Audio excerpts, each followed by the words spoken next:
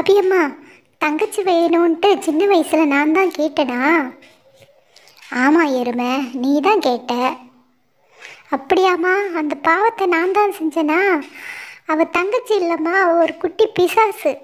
என்னை போட்டு எப்படி அடிக்கிறா பாரு, நீயே பார்க்குறல்ல.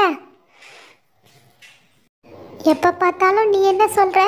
தங்கச்சி விட்டு குத்துரு, தங்கச்சி விட்டு குத்துரு, அவள் சின்ன பிள்ளை விட்டு குத்துருன்னு சொல்கிற. நான் மட்டும் எவ்வளோ தான் சாக்ரிஃபைஸ் பண்ணுறது தங்கச்சிக்காக? இதெல்லாம் நியாயமா? தெரியாதனமாக தங்கச்சி வேணும்னு கேட்டுட்டேன், இப்போ அனுபவிக்கிறேன் நான்.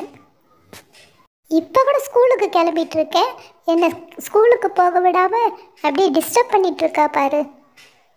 என்னம்மா இது, இப்படி பண்ணுறீங்களேம்மா? நான் என்னன்னு சொல்லுவேன், ஏதுன்னு சொல்லுவேன், எப்படி சொல்லுவேன்?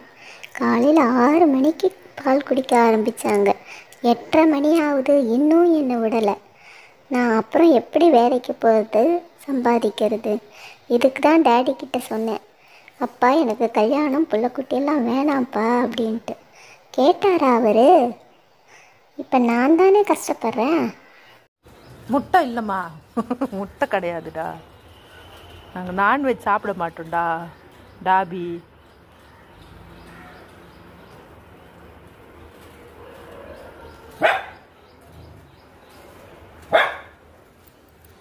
கார்கி பாப்பா, குட்டி பாப்பா செல்ல. ஈஸ்டர் வரைக்கும் முட்டை சாப்பிட மாட்டிங்களா? அப்படியா? அப்போ எனக்கு மட்டும் போடுங்க சரியா?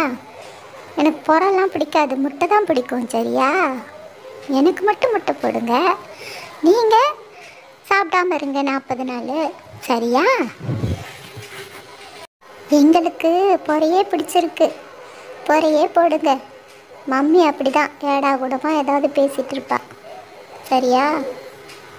டாபி காலுக்கு இடையில பொறைய வச்சு சாப்பிடுதில்ல, அதே மாதிரி கார்கியும் கூர்கியும் காலுக்கு இடையில பொறைய வச்சு சாப்பிடுது பாருங்க.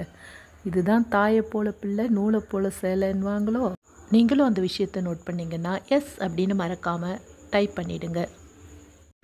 என்ன இது இவ்வளோ கடிசாக இருக்குது, கடிக்கவே முடியலையே. சீச்சி, இந்த பழம் புளிக்கும் போல இருக்குது, வேணாம். எப்பா முடியலடா சாமி, ஆளை விடுங்க. பாய் பாய். நான் தாமியாமா, நான் பெடிகிரி சாப்பிட வந்தேன். சரோஜாம்மா பெடிகிரி போட்டாங்க எல்லாருக்கும், நான் சாப்பிட வந்தேனா. என்ன இந்த ஸ்லிம்மு கான்ஃபிடென்ட்டு ப்ளஸ் க்யூட்டெல்லாம் இருக்காங்கல்ல, கான்ஃபிடென்ட் இப்போ இல்லை, செத்து போயிட்டாங்க.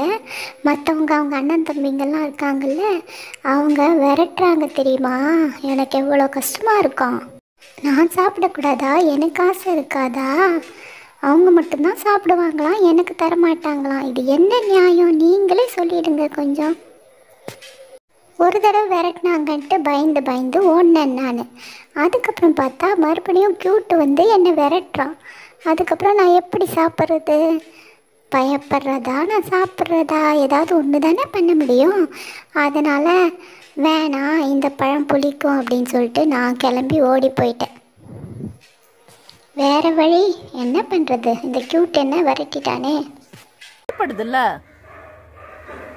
வா மியாவ் சாப்பிட்டோம், உங்களுக்கு வெளியில் இருக்குல்ல, வாடாமா மியாவ் மியாவ்.